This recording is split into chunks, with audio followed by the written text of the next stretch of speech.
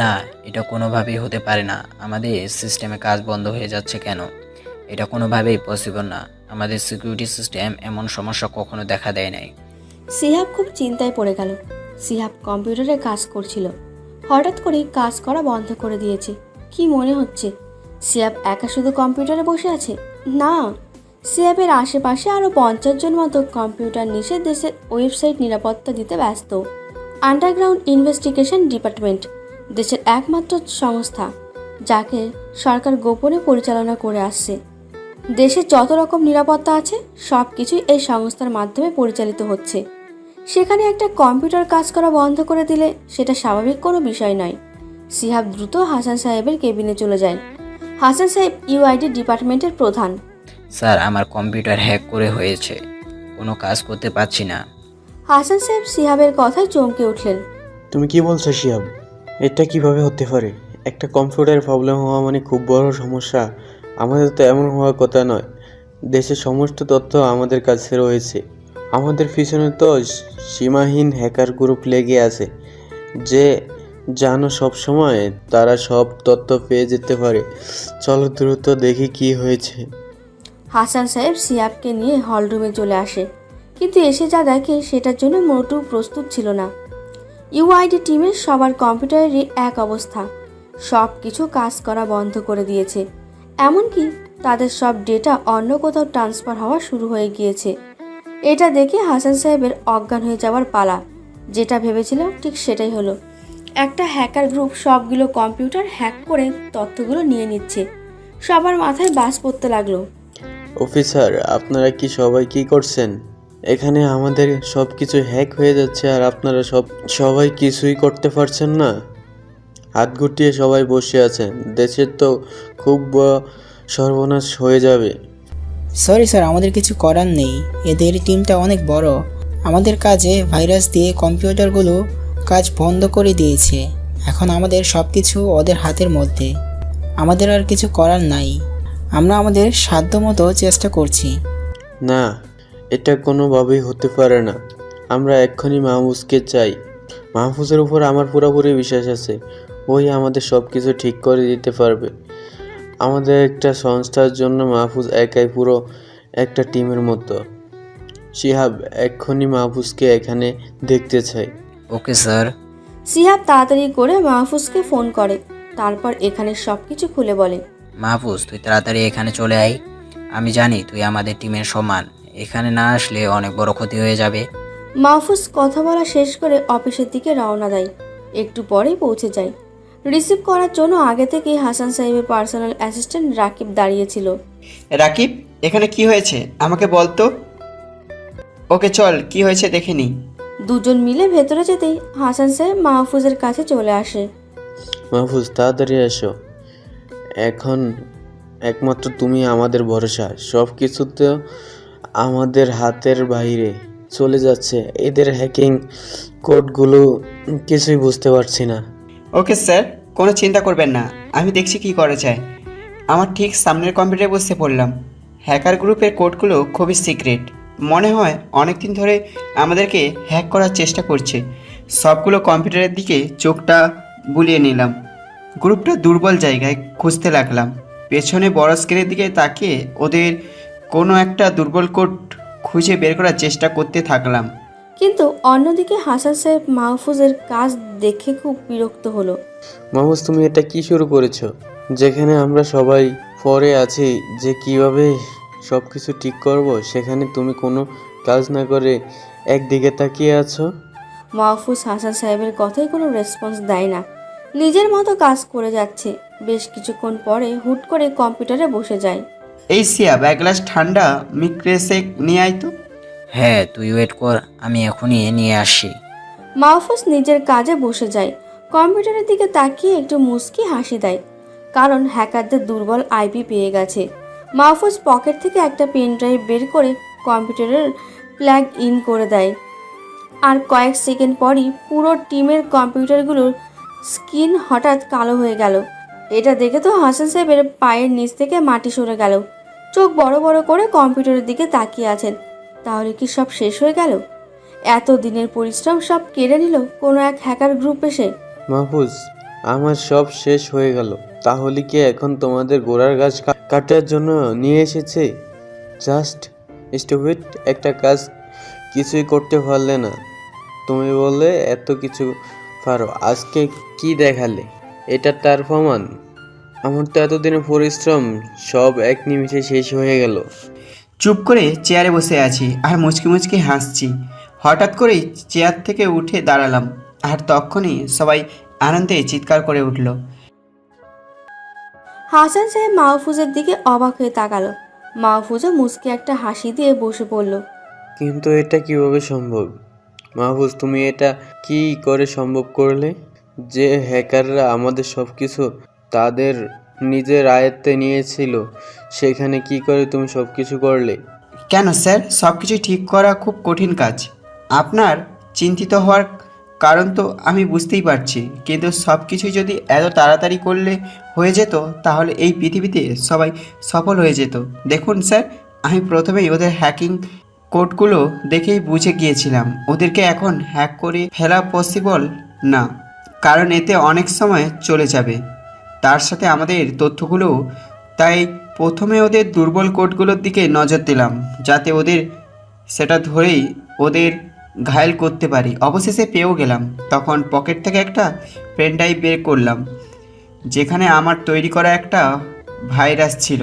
So pen drive plug in করতেই ভাইরাসটা তাদের কাছে চলে যায়। ওদের সিস্টেম ভাইরাসে নষ্ট হয়ে তথ্যগুলো আবার আমাদের কাছে ব্যাক করলো।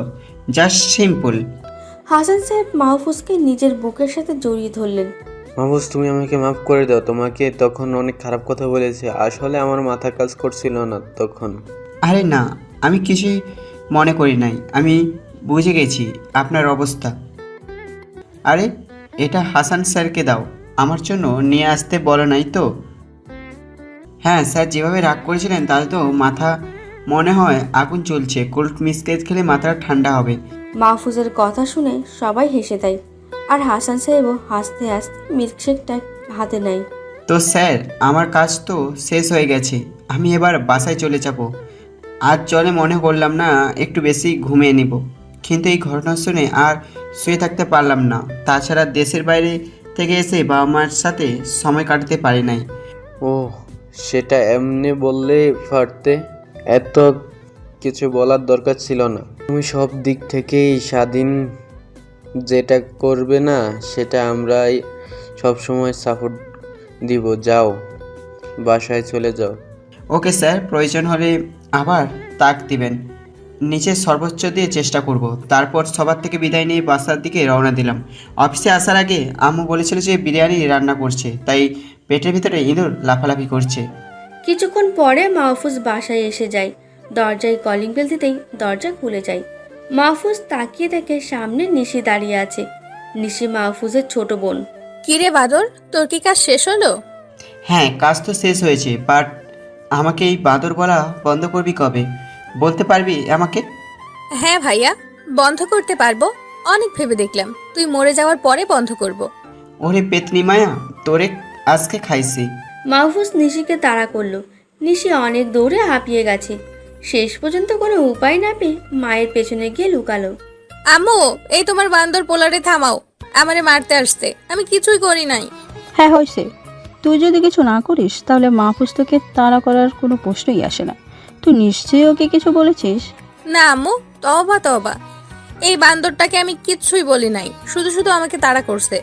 আম্মু, এই যে কেবল বাঁদর পলা বললো আমাকে, আমি কোন দিক থেকে বাঁদরের মতো দেখতে তুমিই বলো। তোদের যা ইচ্ছে হয় তাই কর, আমি আজকে নিশাকে রক্ষা করছি না।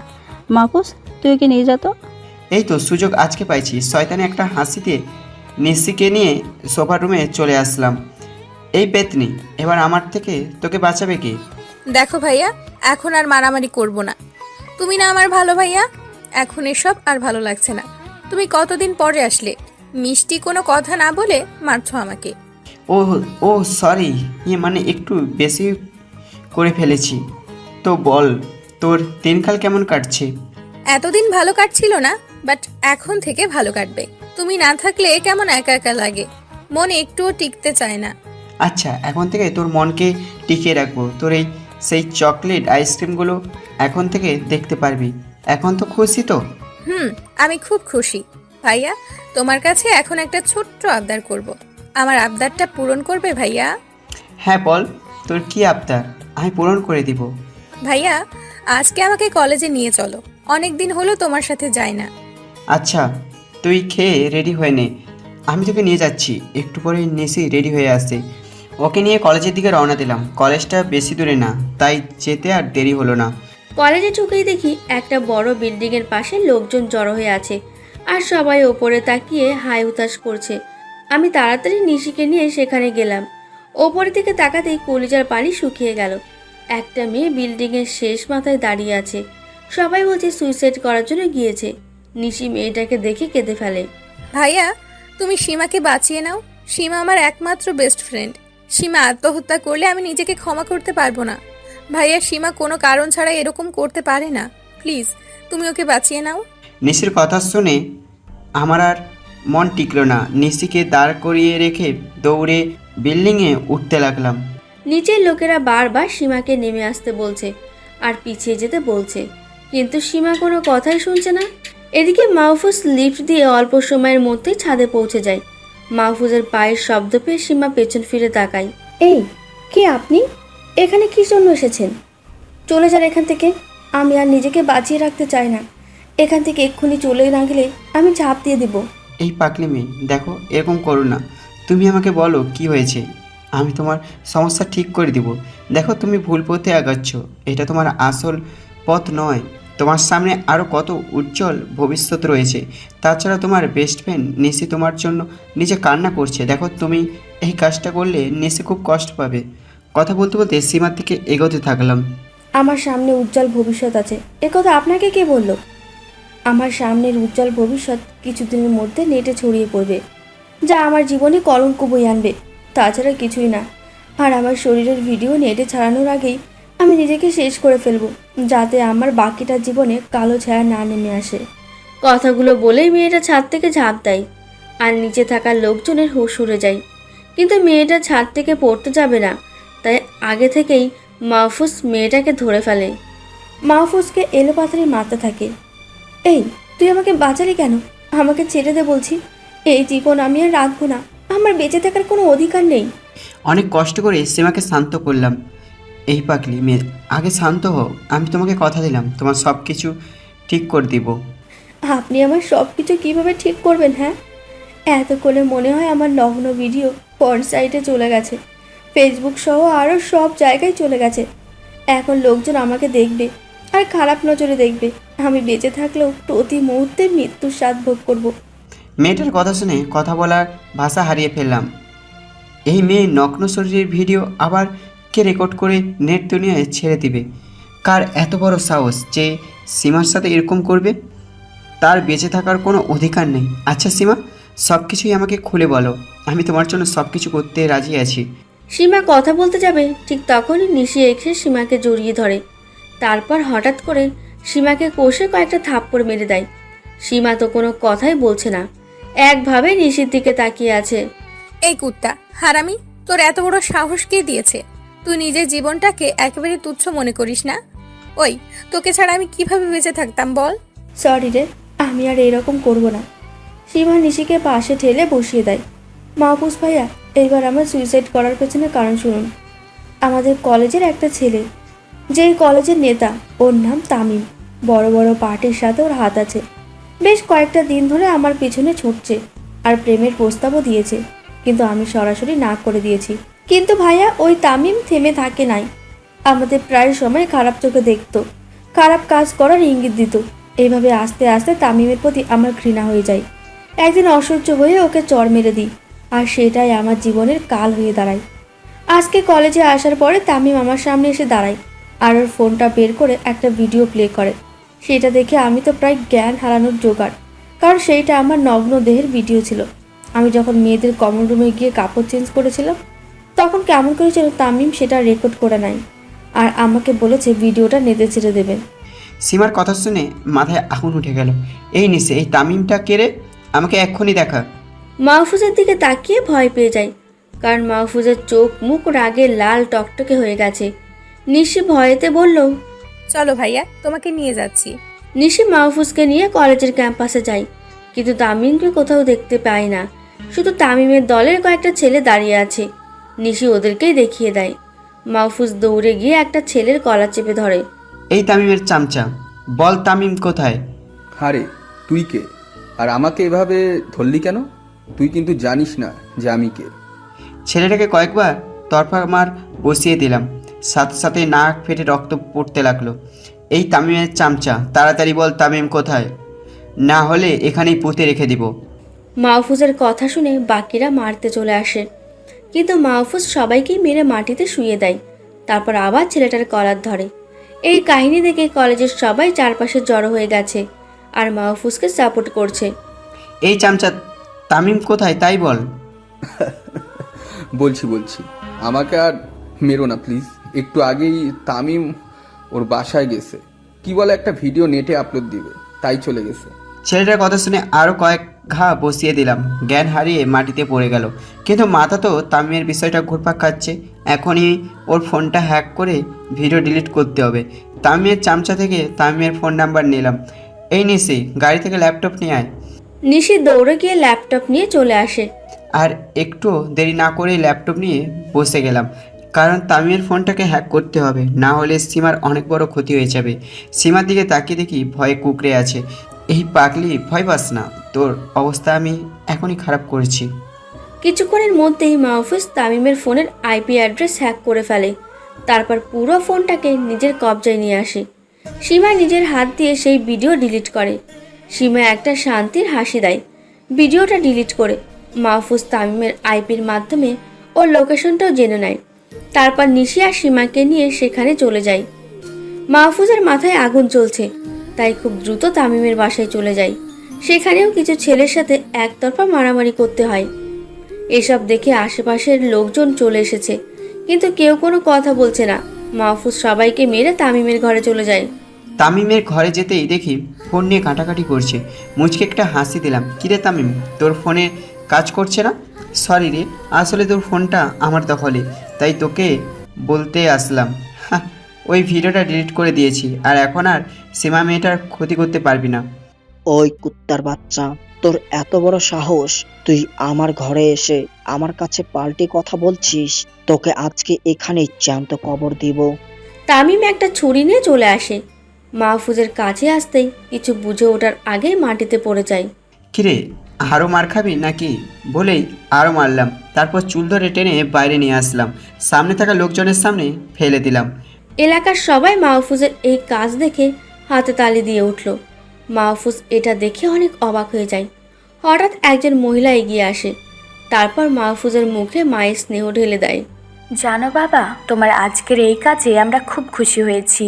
এই শয়তান আমার মেয়েকে প্রেমের প্রস্তাব দিয়েছিল, কিন্তু মেয়েটা গ্রহণ না করায় নগ্ন ভিডিও নিয়ে নেটে ছেড়ে দেয়, যার কারণে আমার মেয়েটা আত্মহত্যা করে নেয় বলেই খুব কান্না করতে থাকে। মাহফুজ মহিলাটিকে শান্ত করে।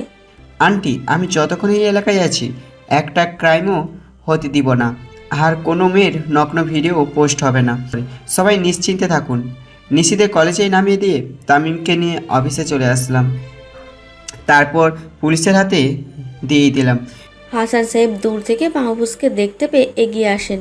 কি মাহফুজ, হঠাৎ এখানে অফিসে চলে আসলে যে? কোনো সমস্যা হয়েছে কি? হ্যাঁ স্যার, দেশে আজকাল মেয়েদের আত্মহত্যার পরিমাণ বেড়ে যাচ্ছে। তার সুরক্ষতা একটা কারণ হলো কিছু মেদ বকাটে ছেলের প্রেমের প্রস্তাবে রিজেক্ট করে দেওয়া, আর যার পরেই মেয়েরা আত্মহত্যার দিকে ঝুঁকে যাচ্ছে। তোমার কথাটা ঠিক বুঝলাম না, একটু ক্লিয়ার করো তো।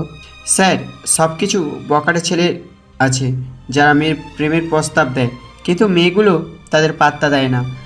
এক পর্যায়ে ছেলেগুলো মেয়েদের গোপন ভিডিও করে নেটে পর্ন সাইটগুলোতে সমাজে ছড়িয়ে দেয়, যার কারণে মেয়েদের আত্মহত্যা করছে। স্যার, এগুলো আমাদেরকেই পদক্ষেপ নিয়ে ঠিক করতে হবে। ওকে, তুমি কাজ করো, আমি তোমার সব দিক থেকে সাপোর্ট করব। স্যারের কথা শুনে অনেক খুশি হলাম। আজকে থেকে এই পর্ন ওয়েবসাইটগুলোকে হ্যাক করে ব্যান করে দিব, যাতে 18+ ভিডিওর জন্য কারো জীবন নষ্ট না হয়। আর কিছুক্ষণ অফিস থেকে বাসায় চলে গেলাম। এদের সাথে মারপিট করার পর বেশ ক্লান্ত লাগছে, তাই বাড়িতে এসে ঘুমিয়ে পড়লাম। বিকেলের দিকে ঘুম থেকে উঠে ফ্রেশ হয়ে নিলাম, তারপর বাইরে থেকে একটু ঘুরে আসলাম। সন্ধ্যার পরে বাসায় এসে হালকা কিছু নাস্তা করে নিলাম। এখন প্রথমে একটা কাজ হলো, নাসিমকে কল দিতে হবে।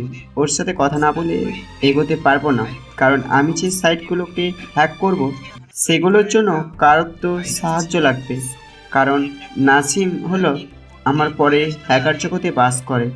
নাসিম এখন নেট অ্যাক্টিভ আছে, তাই দেরি না করে নাসিমকে ফোন করলাম। হ্যালো ভাইয়া, কেমন আছেন আপনি? এই তো নাসিম, আমি খুব ভালো আছি। তোমার অবস্থা কি? ভাই এই তো দিন চলে যাচ্ছে। তো এতদিন পরে হঠাৎ আমাকে ফোন করলেন যে, কোনো জরুরি বিষয় আছে নাকি? না নাসিম, একটা জরুরি বিষয় আছে। আমাদের কিছু আর্টিফিশিয়াল সাইট হ্যাক করতে হবে, না হলে আমাদের যুব সমাজ ধ্বংস হয়ে যাবে। এই তো আজকেও একটা মেয়েকে বাঁচিয়ে নিলাম। মেয়েটার ভিডিও একটা ছেলে 18+ সাইটে আপলোড করতে যাচ্ছিল, তখন আমি তার ফোনকে হ্যাক করে ভিডিওটা ডিলিট করলাম। ভাই আপনি একদম ঠিক কথা বলেছেন। আজকাল এইসব জিনিসের কারণে মেয়েদের সংকীর্ণ অবস্থায় তাদের জীবন হুমকির মুখে পড়েছে, কিন্তু বখাটে ছেলেরা মেয়েদেরকে উত্তপ্ত করে খারাপ কাজে ইঙ্গিত দেয়, তারপর মেয়েরা রাজি হলে তাদের গোপন ভিডিও আপলোড করে দেয়। এজন্য বেশ কিছুদিন ধরে মেয়েদের আত্মহত্যার প্রবণতা বেড়ে গেছে। সো আজকে থেকে আমি প্ল্যান করেছি যে ওই ফ্রন্ট সাইটগুলো হ্যাক করব, যাতে করে কেউ আর ফ্রন্ট সাইটে ঢুকে অকাজ করতে পারে না, আবার পণের প্রতি আসক্তও না হয়। তাই তোমার সাথে গ্রুপ আর সাইটগুলোকে হ্যাক করব। তুমি রাজি তো আমার সাথে কাজটা করতে? আরে ভাই, এইটা আবার বলা লাগে নাকি? আমি আপনার সাথে কাজ করলে নিজেকে ধন্য মনে করি। যেহেতু আপনি নিজেই আমাকে কাজের জন্য বলেছেন, আমি কি আর না করতে পারি? গুড বয়, এই জন্যই তোমাকে আমার ভালো লাগে। আচ্ছা, তাহলে আমরা এখন থেকেই একটা সাইট হ্যাক করতে লাগবো। আমি যে ছেলেটার ফোন হ্যাক করেছিলাম সেখান থেকে একটা সাইট পেয়েছি, আজকেই সেটাই হ্যাক করব। নাসিম মাহফুজের কথায় সম্মতি জানায়। তারপর দুজন মিলে হ্যাক করতে লেগে যায়। বেশ কিছুক্ষণ পর দুজন মিলে সাইটটা হ্যাক করতে সক্ষম হয়। তারপর মাহফুজ সবগুলো ভিডিও ডিলিট করে দেয়। ভাইয়া আজকে অনেক ভালো লাগছে, মনে হচ্ছে আমাদের হ্যাকিং জগতের সব থেকে ভালো কাজটি আজকে করলাম। সত্যি আপনার সাথে থেকে নিজেকে নিজে অনুভব করতে পারছি। ওকে, তোমার কথা শুনে আমারও খুশি লাগছে। তাহলে এখন ঘুমিয়ে পড়ি, কাল আবার অফিস যেতে হবে। মাহফুজ ফোনটা কেটে দিয়ে ঘুমিয়ে পড়ে। সকালবেলায় একটু দেরি করে ঘুম থেকে ওঠে। মাহফুজের আম্মু ডেকে দেয়নি, কারণ গতকাল মাহফুজের ঘরের লাইট রাত প্রায় 3টে পর্যন্ত অন ছিল। মাহফুজের আম্মুও বুঝে গিয়েছিল যে কোনো কাজে নিশ্চয়ই মাহফুজ ব্যস্ত আছে। মাহফুজের চোখের ওপর আলো পড়তে ঘুম ভেঙে যায়। আলতো করে তাকিয়ে দেখে সূর্যের আলো মুখে এসে পড়ছে। তারপর ওয়াশরুম থেকে ফ্রেশ হয়ে নিচে চলে যায়, কিন্তু হঠাৎ করে কারোর সাথে ধাক্কা খেয়ে সোফার উপরে গিয়ে পড়ে। পাশে তাকিয়ে দেখে একটা মেয়ে ঠিক পাশেই পড়ে রয়েছে। মেয়েটার দিকে অবাক হয়ে তাকিয়ে থাকলাম, কারণ মেয়েটাকে দেখতে খুব সুন্দর লাগছে। একবার দেখেতেই প্রেমে পড়ে গেলাম মনে হচ্ছে। না, কি সব ভাবছি, আগে গিয়ে মেয়েটাকে উঠাই তো। মেয়েটার কাছে গিয়ে হাত ধরে টেনে উঠলাম। সরি, আপনাকে আমি দেখতে পাই নাই। আপনার কি ব্যথা লেগেছে নাকি? না, কোনো সমস্যা নাই, আমার ব্যথা লাগে নাই, কিন্তু তোমাকে তো চিনতে পারলাম না। মেয়েটা কথা বলতে যাবে, তখনই নিশি এসে মেয়েটার মুখ চেপে ধরে। থাক আপু, তোমাকে আর কথা বলতে হবে না। এমনি খাটাসটার সাথে ধাক্কা লেগেছে, তোমার পরিচয় আমি দিয়ে দিচ্ছি। এ ভাইয়া, এটা হলো আম্মুর বান্ধবীর মেয়ে। এখানে আজকে সকালে এসেছে। অনেক বলে বলে আপুকে নিয়ে এসেছি। আপু তো আসতেই চাইছিল না। ও আচ্ছা, আমি আরো ভাবলাম আমাদের বাসায় আবার এটা কে আসলো। যাক, ভালোই হলো, তোর আইজাইয়ার গল্প শোনানোর জন্য একটা মানুষ পেয়ে গেলি। ভাইয়া রে, এটা শুধু আমার গল্প শোনার মানুষ না, তোর গল্প শোনানোর মানুষ বানিয়ে দিব। ভাবিও হতে পারে আমার। বলে নিশি একটা দুষ্টু হাসি দিল।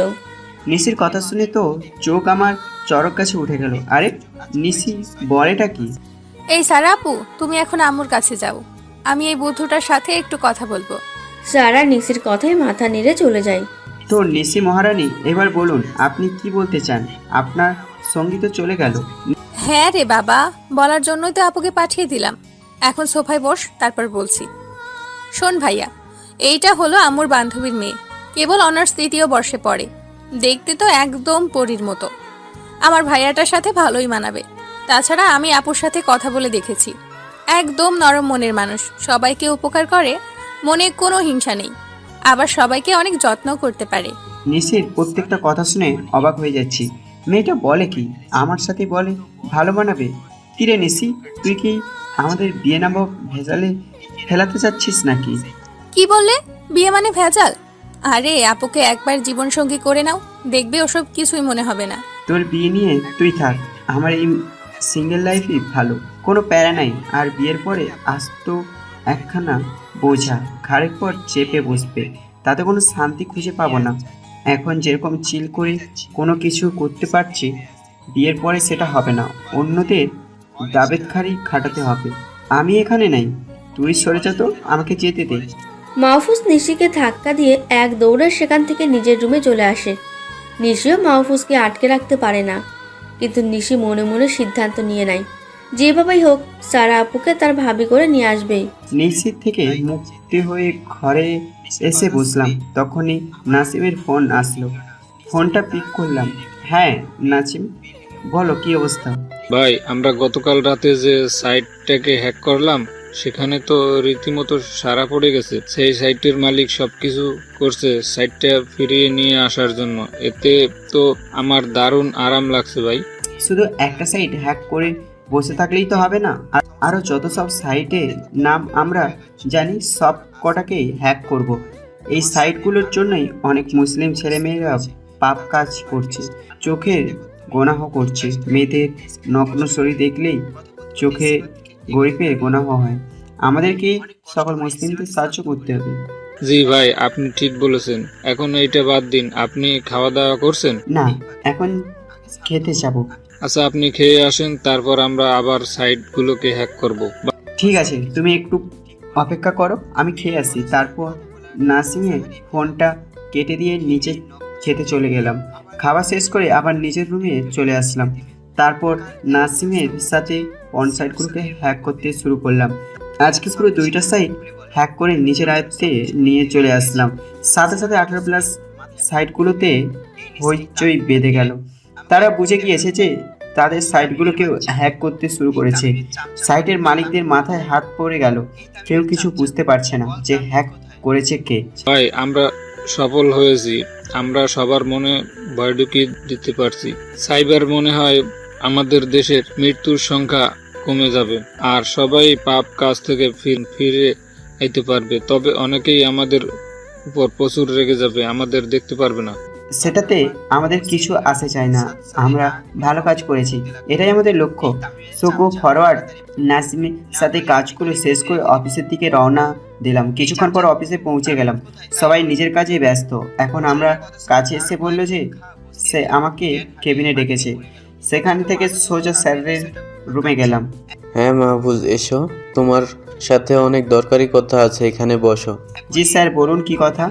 মাহফুজ, তুমি আমাদের সংস্থার সব থেকে ভালো হ্যাকার। হ্যাকিং ছাড়াও অন্য সব কাজে তোমার দক্ষতা অসাধারণ। তাই তোমাকে আমরা আমেরিকায় পাঠাতে চাই, যাতে করে সেখান থেকে হ্যাকিং গ্রুপ এসকে সংস্থা থেকে ভালো যোগাযোগ করতে পারো। এই সংস্থার সাহায্য আমাদের অনেক প্রয়োজন।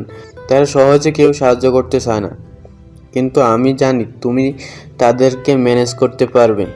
এইচকে মানে হ্যাকার কিং সংস্থা, যাদের কাছে বিশ্বের প্রায় প্রতিটি দেশের মাথা নত করে আছে। সে তো একটা ভয়ঙ্কর হ্যাকার সংস্থা। তাহলে আপনার প্ল্যানটা কি? আমার প্ল্যানটা অনেক বেশি বড়। আমাদের দেশের সাথে বাইরের কিছু দেশে পাঙ্গা লড়ছে। সবাই আমাদের দেশের সাইবার সিকিউরিটির উপরে আক্রমণ চালাচ্ছে, আমাদের হিমশিম খাইয়ে ছাড়ছে। তাই আমি চাচ্ছি হ্যাকিং সংস্থার লোক আমাদের দেশে আসুক আর আমাদের সাথে প্রোটেকশনের কাজ করুক। স্যার, এইবার আপনার কথা আর প্ল্যান 2টা বুঝতে পারছি। হ্যাঁ, আমি আমেরিকা যাব। দেশের জন্য যা যা করতে হবে সেটা আমার জীবন দিয়ে হলেও করব। আমি কবে যাচ্ছি স্যার?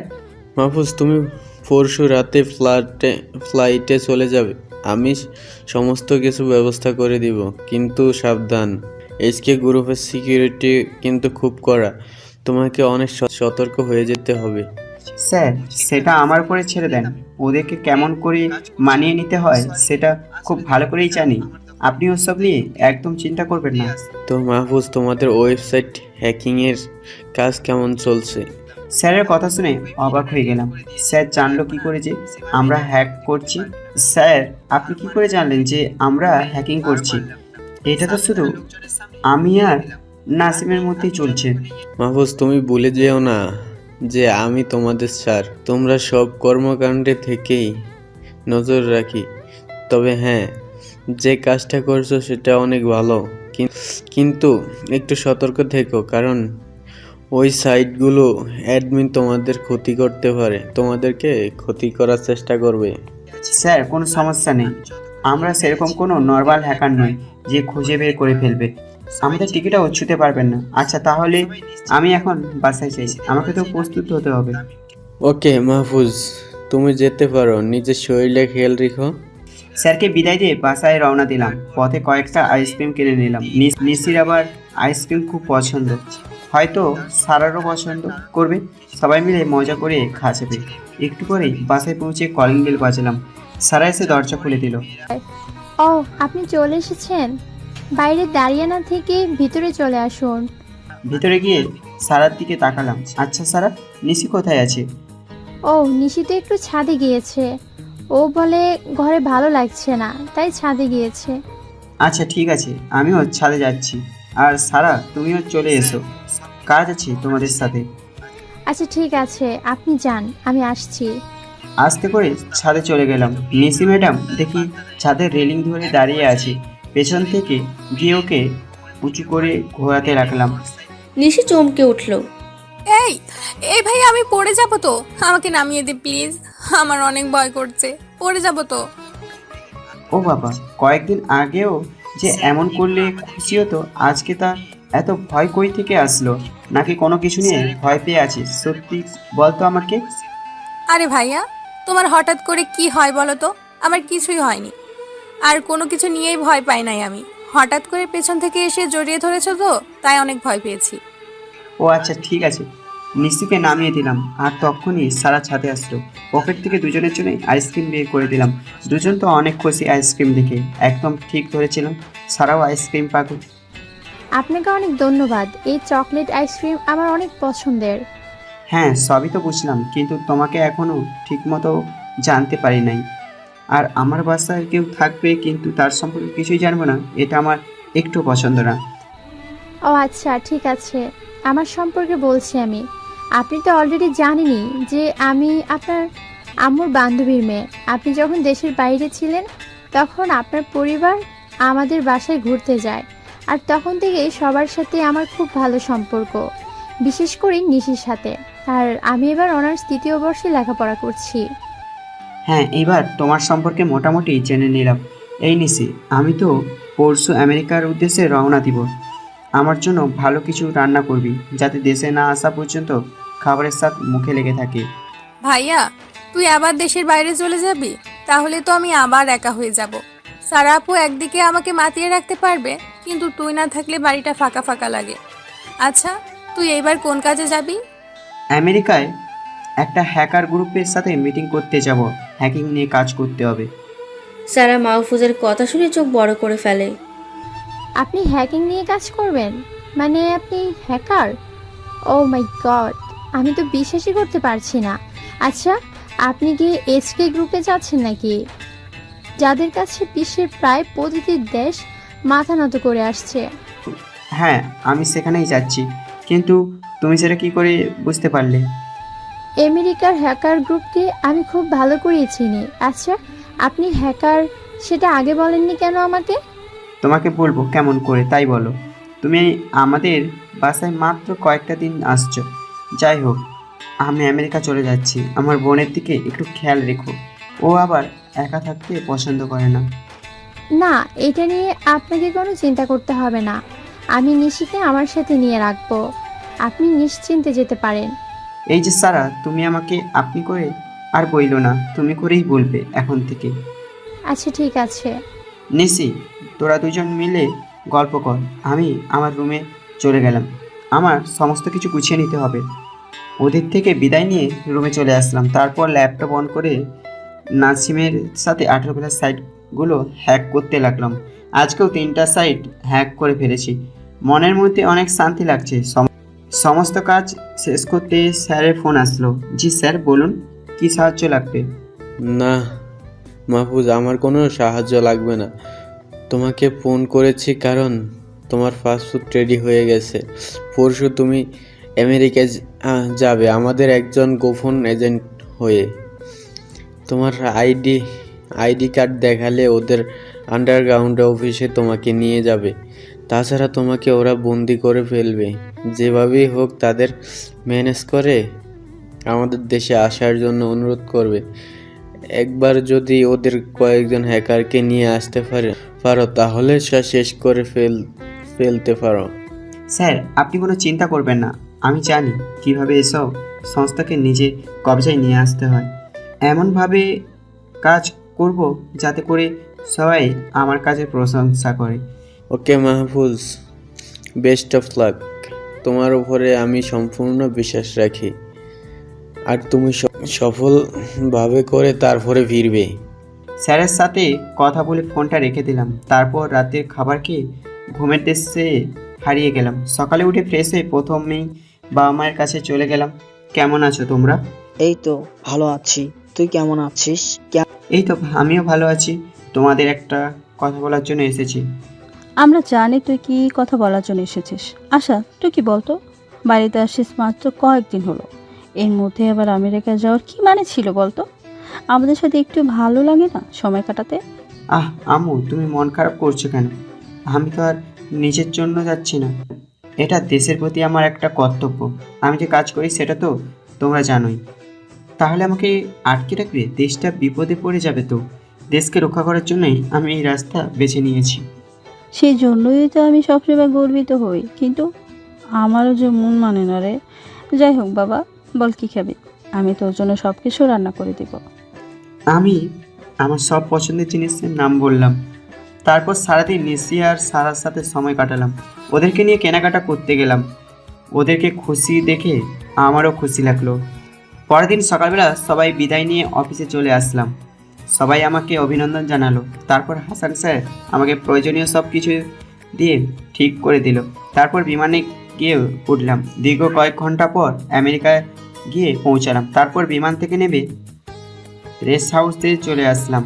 আমাকে রিসিভ করার জন্য আগে থেকে একজন লোক রাখা হয়েছিল, কিন্তু রেস্ট হাউস থেকে বের হতেই বাঁধল বিপদ। আমাকে 2জন পুলিশ আটকে দিল। Hey man, show me your passport please. এই যে তোমার পাসপোর্টটা আমাকে দেখাও। পুলিশের কথা শুনে অবাক হয়ে গেলাম। আরে পাগল হয়ে গেল নাকি? পাসপোর্ট ছাড়া কি কেউ বিমানে আসতে পারে নাকি? পুলিশের কথা শুনে রাগ হয়ে গেল। তবুও শান্তভাবে জিজ্ঞেস করে বসলাম, excuse me, do you to see my passport? Do you think that I am a criminal and I don't have any passport? ক্ষমা করবেন আমাকে। আপনি কেন আমার পাসপোর্টটা দেখতে যাচ্ছেন? আপনি কি মনে করেন যে আমি একজন ক্রিমিনাল এবং আমার কাছে কোনো পাসপোর্ট নেই? You are going to wrong. I just went to see your passport. তুমি ভুল করছো, আমি শুধু তোমার পাসপোর্টটা দেখতে চেয়েছি। বলেই পুলিশটা মাহফুজের কাঁধে ঝোলানো ব্যাগে হাত দিতে গেল। পুলিশের সাহস দেখে আমি অবাক হয়ে গেলাম। হুট করে একজন যাত্রী ব্যাগে হাত ঢোকানোর কোনো পুলিশের রুলসের মধ্যে নাই। আমি খপ করে পুলিশের হাত ধরে ফেললাম। আশেপাশে সবাই আমাদের দিকে তাকালো। বুঝতে পারলাম আর বেশিক্ষণ এখানে থাকলে বিপদ হতে পারে। তাই পুলিশের কাছে গিয়ে বললাম আমাকে তাদের চেকপোস্টে নিয়ে চেক করতে। পুলিশটি তাই করলো। আমাকে তাদের সাথে চেকপোস্টে নিয়ে গেল। আমাকে যে ছেলেটা রিসিভ করতে এসেছিল সে বেশ ভয় পেয়ে গেল। আমি তাকে সান্ত্বনা দিলাম, এই ছেলে তুমি এত ভয় পেও না, সব কিছু ঠিক হয়ে যাবে, কিন্তু তোমাকে কিছুক্ষণে অপেক্ষা করতে হবে আর দেখতে থাকো কি হয়। ছেলেটা মাহফুজের কথায় সান্ত্বনা পেয়ে চুপ হয়ে গেল। তারপর পুলিশের সাথে চেকপোস্টে চলে গেল। একটা বিষয় আমি খুব ভালো করেই রিয়েলাইজ করেছিলাম, সেটা হলো আমার বস অনেক সাধারণ ড্রেস পরিয়ে দিয়ে আমাকে এখানে পাঠিয়েছিল। পুলিশ মেবি এটা দেখেই আমাকে সন্দেহ করেছে। তাদের চেকপোস্টে যাওয়ার পর পুলিশ হেডকে খবর দিল। 2 মিনিটের মধ্যে হেড আমার সামনে চলে আসলো। আমি মুচকি এসে আমার পকেট থেকে আমার আইডি পাসপোর্টটা বের করে দিলাম। হেডটা দেখেই চোখ বড় বড় করে ফেললো। I am really sorry man, you have a genius person. তারপর হেড আমার সম্পর্কে সব কিছু খুলে বলল। কি ভাবছেন আমার সম্পর্কে সব কিছুই বলে দিয়েছে? আরে না, তারা তো জানেই না যে আমি কোথায় কোন কাজের জন্য যাচ্ছি। শুধু আমি একজন হ্যাকার আর এটা গুরুত্বপূর্ণ প্রজেক্ট নিয়ে এসেছি, শুধু এটাই বলেছি। তারপর সবাই আমার কাছে ক্ষমা চাইলো আর আমার জন্য স্পেশালভাবে যাওয়ার ব্যবস্থা করে দিল। ওদের থেকে বের হয়ে আমার খুব ভালো লাগছে। একটু পরেই এই থেকে হ্যাকার গ্রুপে অফিসে পৌঁছে গেলাম, কিন্তু বাইরে থেকে কোনো সাজসজ্জা দেখতে পেলাম না। সাধারণ মানুষ এটাকে সাধারণ অফিস ভাবতে বাইরে থেকে দেখলে, কিন্তু এর মূল কাজ চলে আন্ডারগ্রাউন্ডে। আমি ছেলেটাকে সাথে ভিতরে গেলাম, কিন্তু সিকিউরিটি গার্ড থামিয়ে দিল। কিন্তু ছেলেটা কিছু ইশারা দিতেই গার্ড ছেড়ে দিল। তারপর আমাকে নিয়ে তাদের মূল কার্যালয়ে চলে গেল। সেখানে যেতেই অবাক হয়ে গেল, এত বড় প্রজেক্ট চোখের সামনে আসতেই শরীরে একটা ঝটকা খেলাম। তারপর আমার আইডি কার্ড দেখে সবাই বুঝে গেল আর আমাকে অতিথি হিসেবে আপ্যায়ন করলো।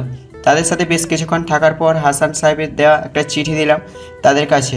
তখনই সবাই আমাদের উদ্দেশ্যে বুঝলো। অফিসার কিছুক্ষণ চুপ করে থাকলেন, কথাটা শুনে তারপর যা বললেন সেটা শুনে চোখ কপালে উঠে গেল। এই প্রতিষ্ঠানের সাথে এটা হলে বাকিগুলো কি করবে? শুনুন মাহফুজ সাহেব, আমাদের এই প্রতিষ্ঠানটি সরকারের একটি গোপনীয় সংস্থা হিসেবে কাজ করে। আর হ্যাঁ, বিশ্বের কাছে এটিকেই সবথেকে ভয়ঙ্কর হিসেবে গড়ে তুলেছি। আমরা কাউকে ভয় পাই না, কিন্তু আমাদেরকেও দেখলাম একটা হ্যাকার ভয় পায় না।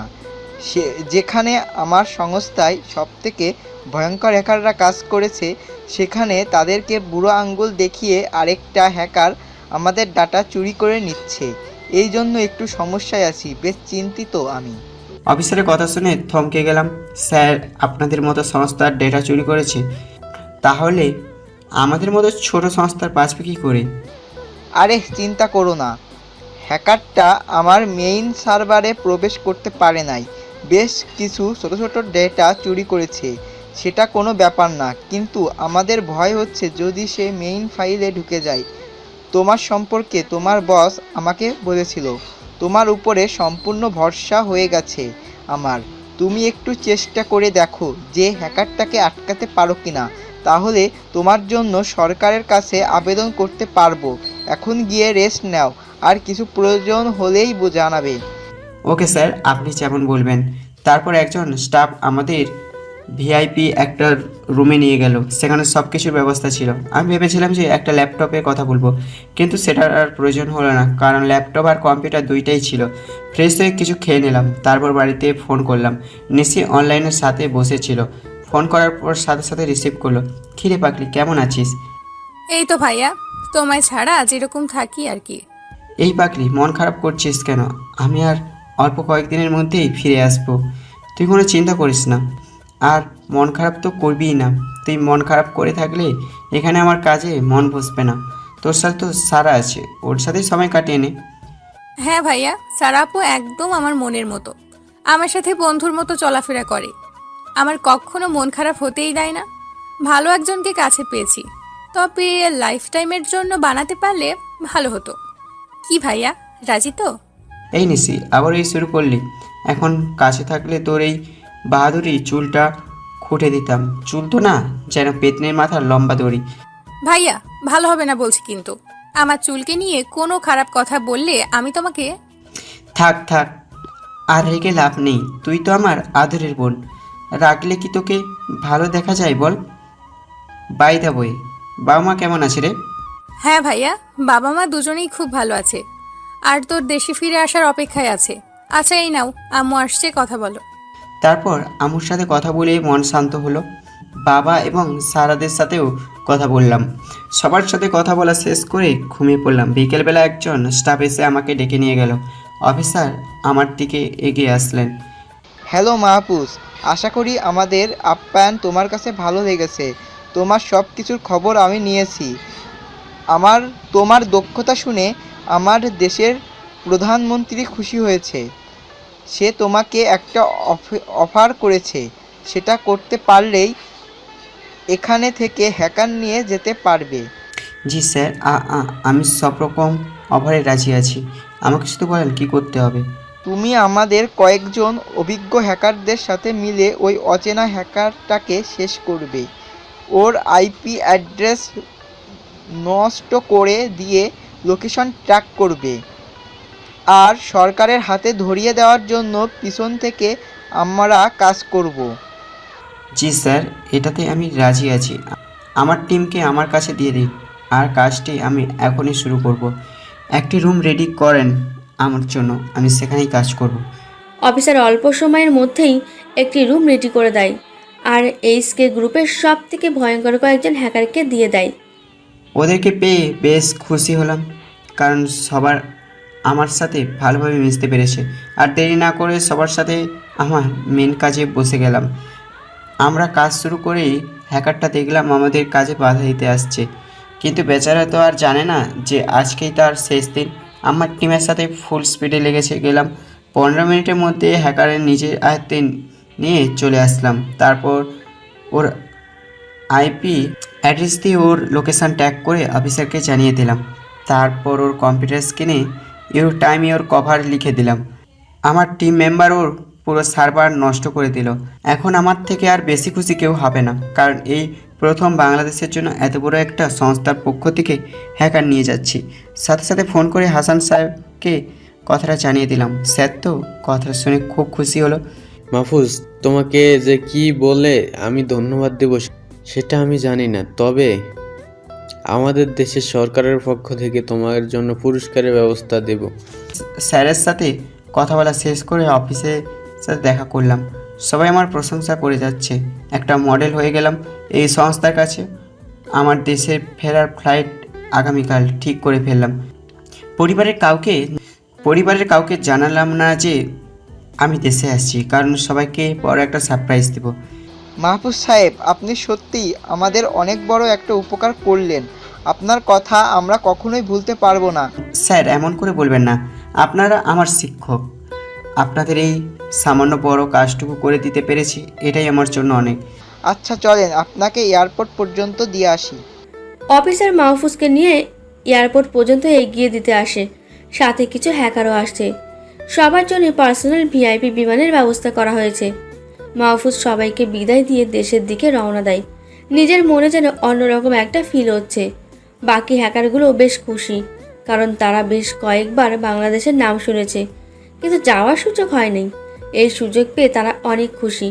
বেশ কয়েক ঘন্টা সফরের পর অবশেষে বিমানটি এসে বাংলাদেশের এয়ারপোর্টে ল্যান্ড করে।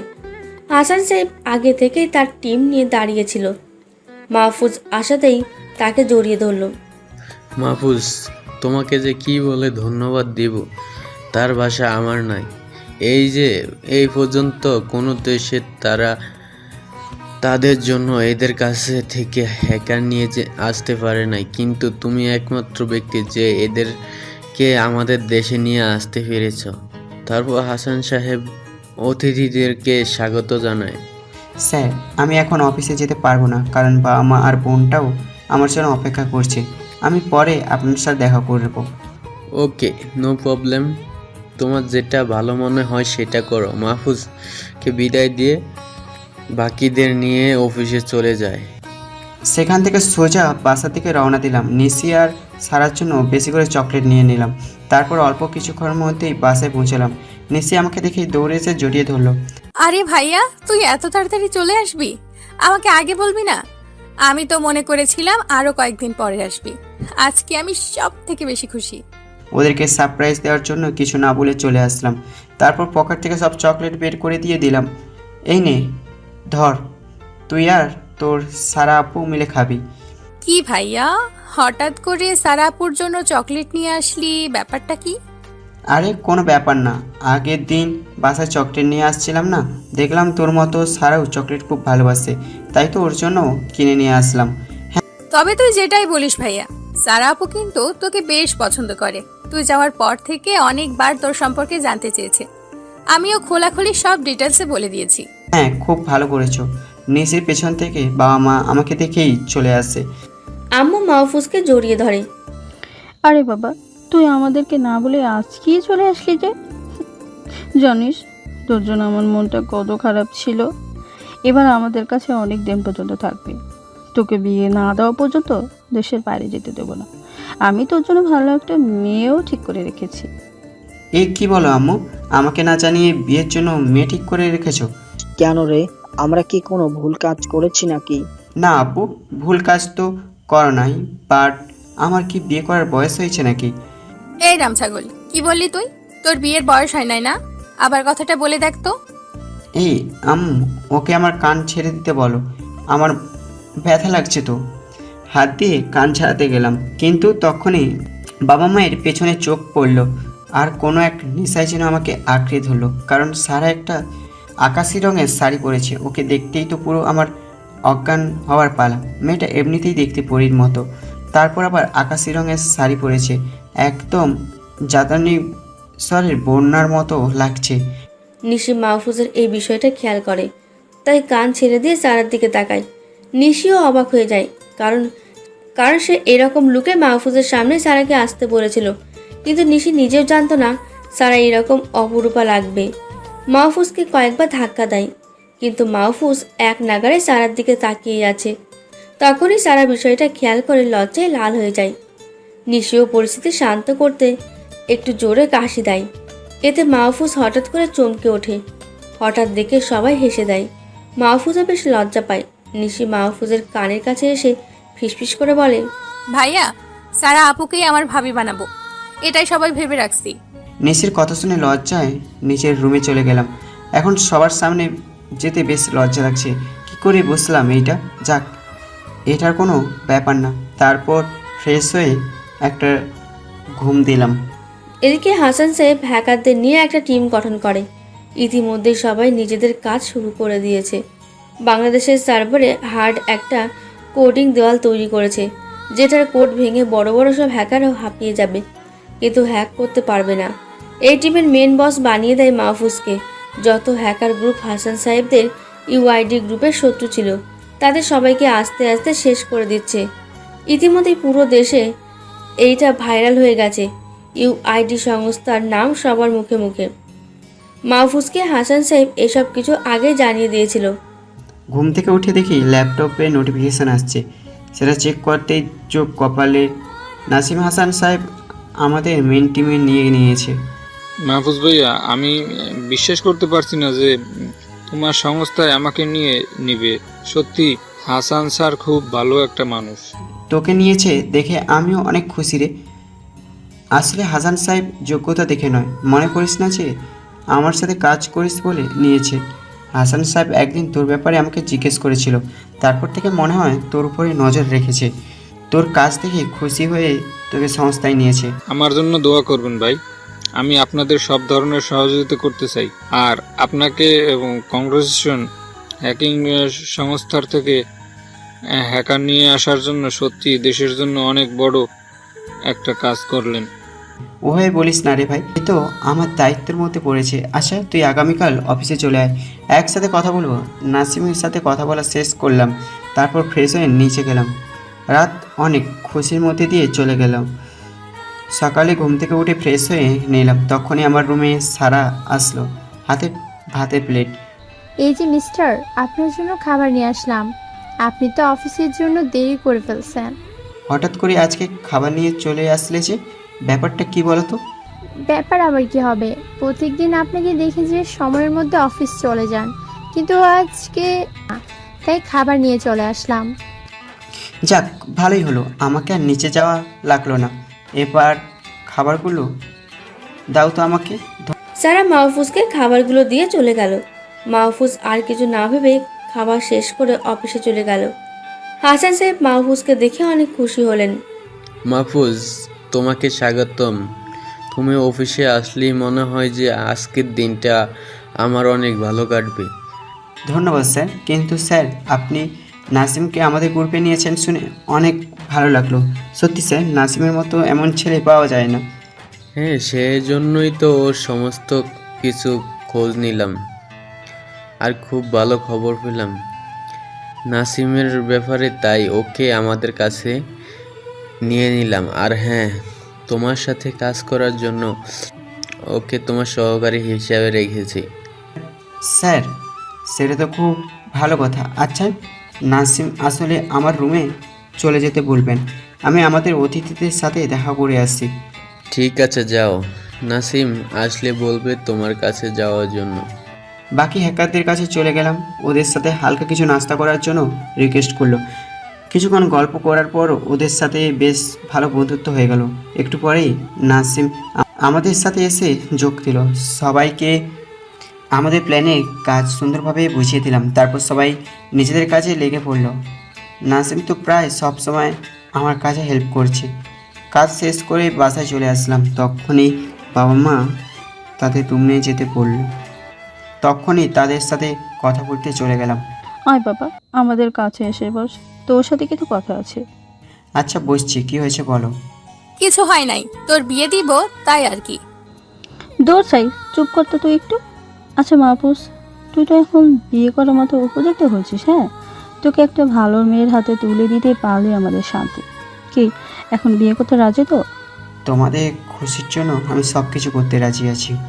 সেটা অনেক ভালো কথা। আচ্ছা এখন বলতো, সারা মেয়েটাকে তো কেমন লাগে? কেমন আমার লাগবে, মেয়েটা তো অনেক ভালো, নগ্ন ভদ্র একটা মেয়ে, অনেক ভালো লাগে। আমি ভেবেছি সারা মেয়েটার সাথে তোকে বিয়ে দিব। সারার আম্মু আমার বেস্ট ফ্রেন্ড ছিল, তাই দুই পরিবারের সম্পর্ক আরও ভালো করার জন্য আমি সিদ্ধান্ত নিয়েছি। সারাকে ব্যাপারটা বলেছি, মেয়েটা রাজি আছে। এখন তোর কি সিদ্ধান্ত বল? হ্যাঁ আম্মু, মেয়েটাকে আমারও অনেক পছন্দ, আমি এই বিয়েতে রাজি আছি। আচ্ছা আমি একটু স্যারের সাথে গিয়ে কথা বলে আসছি। তারপর সোজা স্যারের কাছে চলে গেলাম। এই মেয়ে, তুমি আমাকে পছন্দ করো? হ্যাঁ, অনেক আগে থেকেই পছন্দ করি। আমাকে বিয়ে করতে রাজি আছো? হ্যাঁ, আমি রাজি আছি বলেই মাহফুজকে জড়িয়ে ধরলাম। এই যে আপনারা এখানে কি করছেন এখনো? আগামী সপ্তাহে ওদের বিয়ে, সবাই দাওয়াত খেতে চলে আসবেন।